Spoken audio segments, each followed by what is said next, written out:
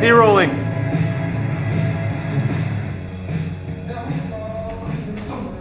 Coming out!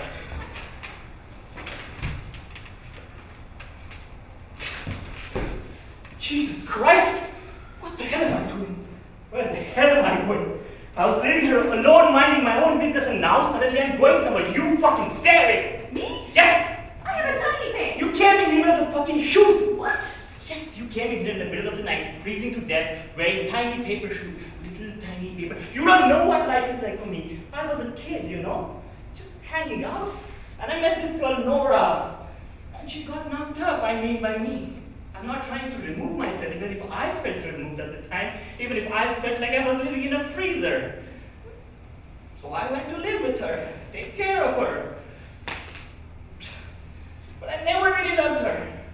But she got sick and needed help, and since I had got her in this mess, I just went. And then she had this little baby, we called her Annabelle. And I was like, I just woke up forever. I just loved her. Just from the minute she was born. That's what love is. Something that just fucking overcomes you and you can't stop. So I stayed.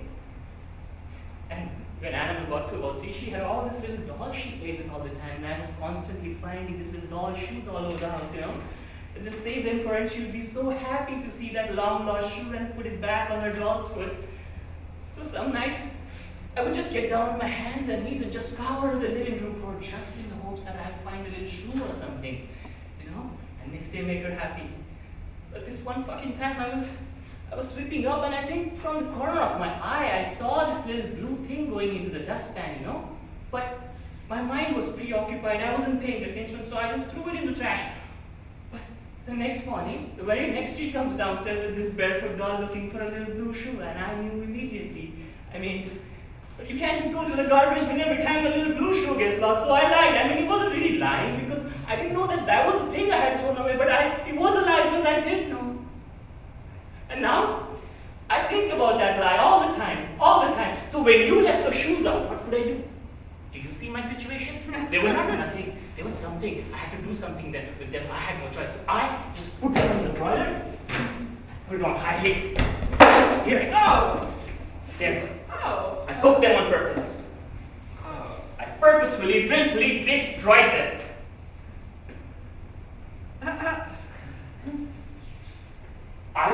I didn't know what happened to me, you know. I lost control or something. I can't remember. But the main thing was I just wanted them out of my sight. I just didn't want to look at them. I could not look at them. You really could not. Oh yes. I'm sorry. They were for my wedding. I don't know what happened to me, you know. Oh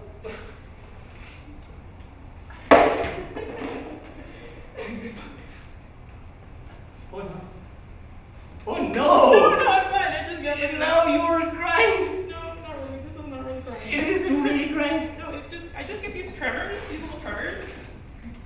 Would you like something? Would you like a glass of water? No. Glass of water, yes.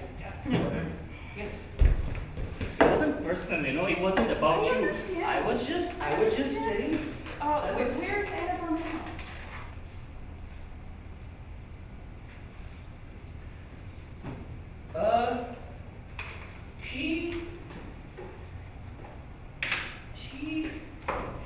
There was an accident. She took a bad fall. She took a very bad fall. She was up on the kitchen counter next to the sink, and Nora had just washed her hair, so she was lying there like always, except Nora had forgotten to get the towel this time. So, and I think it was wet and slippery and soapy up there. But I came in from the back door, sort of at the other end of the room, and Annabelle just reached out to me. She was very happy to see me, right? So she just turned sideways and just slid off. She just slid off. Yeah. was a truck there, a small toy truck. And this part of her head, this one little corner, hit the edge of the truck. I mean, evidently, if you were to fall and hit this one specific corner of your head on the edge of the truck. So, yeah. I mean, there were possibilities of saving her, you know? I've thought this through a lot. There were actually 3 possibilities. What possibility? Well, one if Nora had not forgotten to get the towel, but I can't blame Nora for that. People often forget little things like towel, right? And then 2, if Annabelle had not stretched her arms and turned sideways, but she was a small child. I mean, balance is something even an adult fucking occasionally underestimates. So, and 3, the last and final hope of saving her was if I had taught her. It wasn't your fault. You weren't there. You weren't there. You cannot imagine how But it it wasn't goes. your fault. You weren't there. You cannot imagine how it goes. Why aren't you getting married? Why? I would like you to tell me exactly why you took 5 steps backwards and you found yourself outside the church, then the parking lot, then the car. Now here, why? No! Don't fucking touch me. Don't come near me. I'm not gonna hurt you. Ah, what can I hurt me? I'm not gonna hurt you. You think you can not hurt me? Okay. Look at this. Look. And this. I have scars all over my body. Doesn't it? This one. I got just from touching the top of her head. This. When she fell asleep here, her cheek was right here. And this, from when she kissed me. I have hundreds of them. Hundreds and hundreds. Like stars. All over my body. Yeah. Did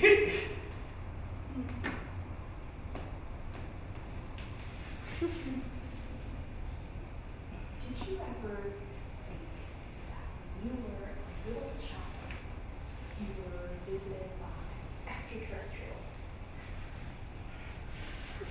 They say that after the visit, the extraterrestrial puts a spell on you, so that you cannot remember the encounter at all. And you're just left with this sad kind of longing for something. And you carry that sad longing with you all the rest of your life. Then, if you get hypnotized, then you reveal the encounter, and you wake up, you remember it. And it's no longer a sad longing, but a real thing. You've been locked up for so long, and you're now greatly relieved. I have really, truly almost come to a point where I have expectations that an extraterrestrial will come to me, and he will say, yes, it was me who touched you. No. Lisa. I don't believe in that shit. I don't believe in extraterrestrials. I can't. You can't? No. Someone just fucking shows up from the outer space to your door. I doubt it. But the possibility. Oh, the possibility. The possibility. The possibility. Do you want to know how I never really died? Do you? I loved her. That's fucking all. If I had not loved her so much, she would have never stretched her arms out, turned sideways. What are you trying to do? Wipe her out? Take her life away from her? Don't you understand? She had something. She was loved. If no one had loved her, she would have been indistinguishable. I mean, that's not being alive. Just being obliterated like that, turned into nothing. looking at a chair all morning, and it's nothing? Something that might attack you? Something that you don't even know what the hell it is? It's nothing to you. Nothing at all! Or looking at your daughter, and she's nothing. No one. Burden shut off. Look at me. There was a time in my life when I was bound for glory. I had expectations. Do you understand that? I was connected to this earth. I was alive, and now I'm just hovering, and I can't stand it. I want to land. I want to come in for a landing. You're not hovering, you're here. No, I'm not. I was at my wedding in the vestry, getting ready to go in, and there he was. I didn't even know he was coming. Surprise! And I said, Daddy, it's me, Rosanna. And he looked around like he thought someone else was coming in. And I said, Daddy, it's me. It's me, Rosanna. And he smiled. And he looked into my face. He looked right into it. He saw nothing.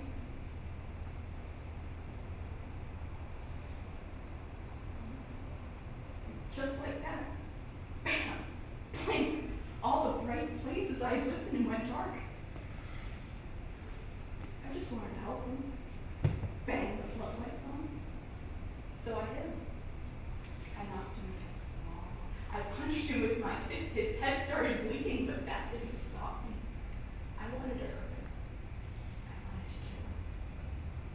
It wasn't his fault. I don't care! He's in my skin and under my skin. He's in every cell. He's in DNA. He's part of me. And I could feel him being gouged out. I could feel myself being ripped to shreds. I could see the light in every cell of my body being spit out. I could feel myself being disconnected, cut loose, hurled into space. And I thought, I have to have someone.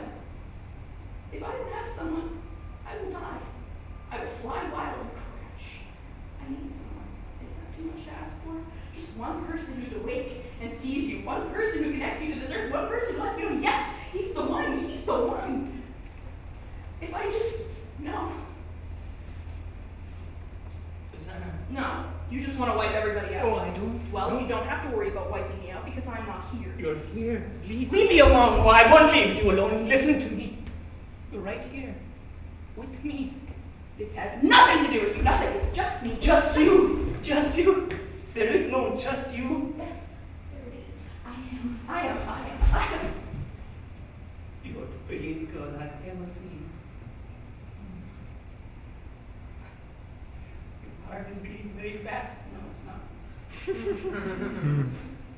You can be. I can't. No, let me go. I'm not here. I'm in great danger. You're here. I want you. You're here. You're with me. No. I'll cry.